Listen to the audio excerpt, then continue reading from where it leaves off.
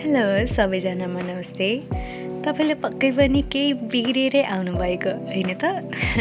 ल सच्याउ है त, कसरी सच्याउँछन्। यो भिडियो चाहिँ स्केल जिएफटी जुन बिग्रे पनि हजुरले सच्याउन सक्नुहुन्छ। सुरु गरौँ है त।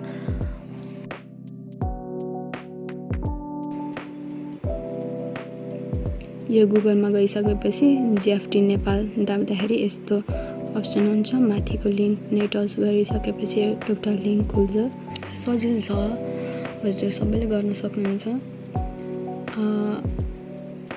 राम्ररी हेर्नु है त। हामीले जिएफटी फर्म भर्दा चाहिँ यो रिजर्भमा जानुपर्ने हुन्छ, तर हामी क्यान्सल गर्दा चाहिँ यहाँ मेनुमा जाने।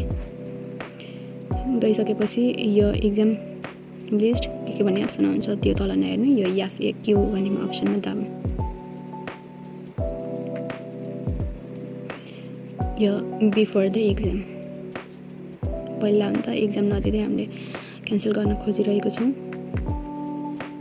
यो I registered the wrong name भने I want to cancel exam भनेछ। यो क्यान्सल यो अप्सनमा दाब्दा चाहिँ के भन्छ भने क्यान्सल हुन सक्दैन, एकचोटि बुक भइसकेपछि भन्छ। तर हामी दोस्रो मेथडबाट जाउँ है त, किनभने मेरो साथीको यो डेट अफ बर्थ बिग्रेको थियो, त्यो बनाउँदै थिएँ। अनि यसमा दाबौँ, इन्करेक्टली दाबेको छ नि त। अनि यहाँ जाउँ, अनि यो यस्तो अप्सनहरू हुन्छ। Those who have a reservation before the deadline, अनि यो अप्सन हुन्छ, यसमा दाब्ने। यो दाबिसकेपछि यहाँ हुन्छ नाम गलत हो कि डेट अफ बर्थ या ओदर भनेछ। हाम्रो चाहिँ डेट अफ बर्थ हुन्छ। अनि those who have a reservation before the change deadline भनेछ। यो खास चेन्ज गर्ने भनेको छ, तर चाहिँ हाम्रो पछि आएर क्यान्सलै हुन्छ एकदम।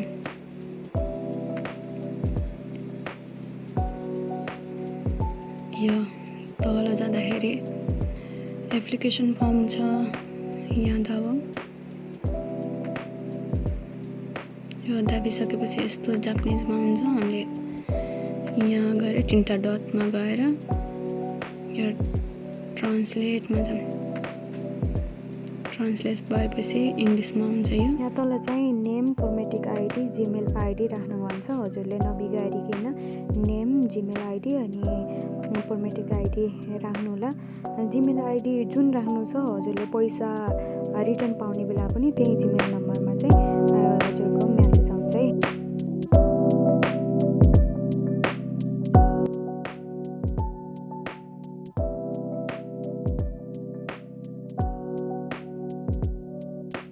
साथीको जिएफटी बिग्रेको भएर जिएफटीमा टिक लगाएँ। अनि हजुरहरूको स्किलहरू जुन पनि बिग्रेछ त्यसैमा टिक लगाउनुलाई त पढेर।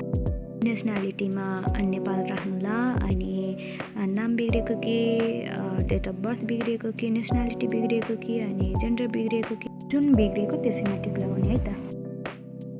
सबै राम्ररी भरिसकेपछि यस लेख्नुला। यहाँ भनेको छ कि टेस्ट डेट हजुरले क्यान्सल गर्नुपर्ने फर्ममा डेट लेखेको हुन्छ, त्यो डेटको 3 दिन पहिला हजुरले क्यान्सल गर्न सक्नुहुन्छ भनेर लेखेको छ। त्यसमा यस थप्नुला। अनि कहिले छ डेट त्यो राख्नुला है त। हजुरले पहिल्यै त्यो गलत भएको फर्म हुन्छ नि, त्यसलाई स्क्रिनसट गरेर राख्नुहोस्, त्यो ग्यालेरीमा सेभ हुन्छ। यो फर्म क्यान्सल गर्दा चाहिँ हजुरलाई माग्छ कि त्यो कन्फर्मेसन लेटरको स्क्रिनसट दिनु भनेर। अनि मैले चाहिँ सेभ गरेर राखेको थिएँ, अनि निकाल्दैछु। त्यो पोस्ट गरिसकेँ।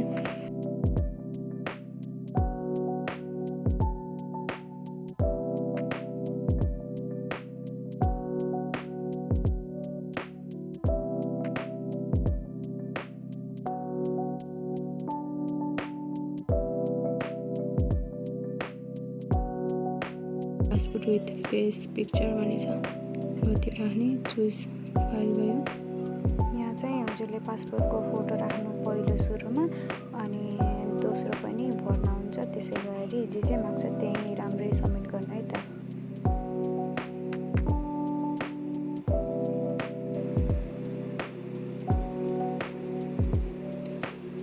अनि नेसेसरी इङ्ग्लिसमा भएको डकुमेन्ट बन्ने हुन्छ।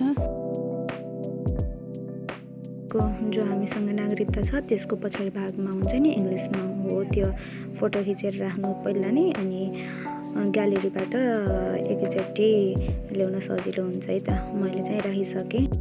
If you submit this form, your reservation will be cancelled by the exam date भनेको छ।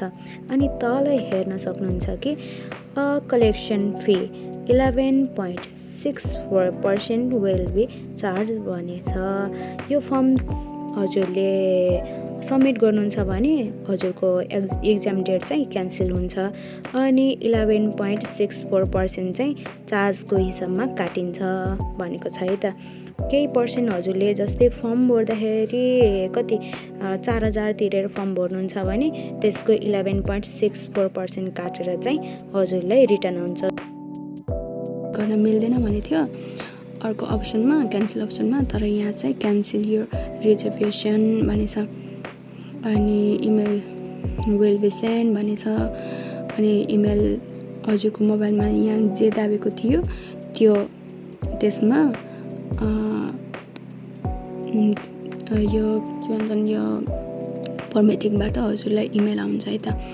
अनि 11.64 त्यो पर्सेन्टहरू काटेर हजुरको कुन डलर कार्ड भरेको थियो त्यसमा चाहिँ रिटर्न आउँछ है त।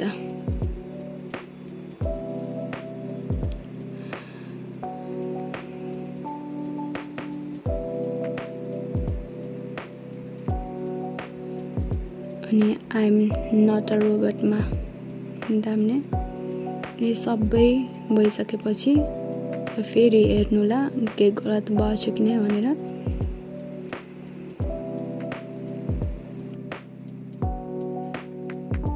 इमेलहरू राम्ररी हेर्नुला, किनभने त्यसैमा इमेलमा नै रिप्लाई आउने हो। अनि पछाडि पैसा फिर्ता हुँदा पनि इमेलमै आउँछ हजुरको जिमेलमा। ल अब म चाहिँ सबमिट गर्दैछु है त। फाइलहरू राखेँ, यो भइसक्यो। ल अब यहाँ के भनेछ भने हजुरले चाहिँ बिगारी फेरि यो बिग्रियो भनेर फेरि गर्दा चाहिँ हुनसक्छ नि त। त्यही भएर राम्ररी बरु ढिलो होस्, एकदम राम्ररी बुझेर हेरेर अनि अहिले जाने मान्छेलाई क्यान्सल गर्न भन्नुला, या भिडियो हेरेर पनि आफै गर्न सक्नुहुनेछ। एउटा भन्दा बढी सेन्ड नगर्ने भनेको छ। सबमिट गरौँ है त।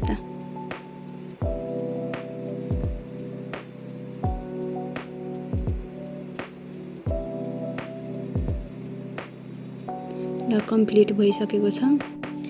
सबमिट भइसकेपछि चाहिँ यस्तो हुन्छ, thank you, you have just successfully completed a firm set भनेको हुन्छ। फर्म राम्ररी भर्नुभयो भनेर आउँछ। यस्तो नआउँदासम्म हजुरले लिङ्क चाहिँ बन्द नगर्नु होला र सबमिट धेरैचोटि गर्नु हुँदैन। त्यस्तो अप्सन नआयो भने फेरि ब्याक गयो भने तल गएर स्क्रोल गरिसकेपछि फेरि राम्ररी सबमिट गर्नु होला। अनि 11% काटिसकेपछि आफ्नै जुन हाम्रो डलर कार्ड हो त्यसैमा फिर्ता हुन्छ बचेको पैसा।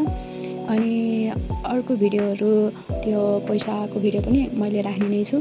होप हजुरलाई यो भिडियो युजफुल लाग्यो होला र यो च्यानललाई सब्सक्राइब गरिदिनु होला। यस्तै युजफुल भिडियो चाहिँ हजुरमाझ राख्ने छु। धन्यवाद। Please like and subscribe.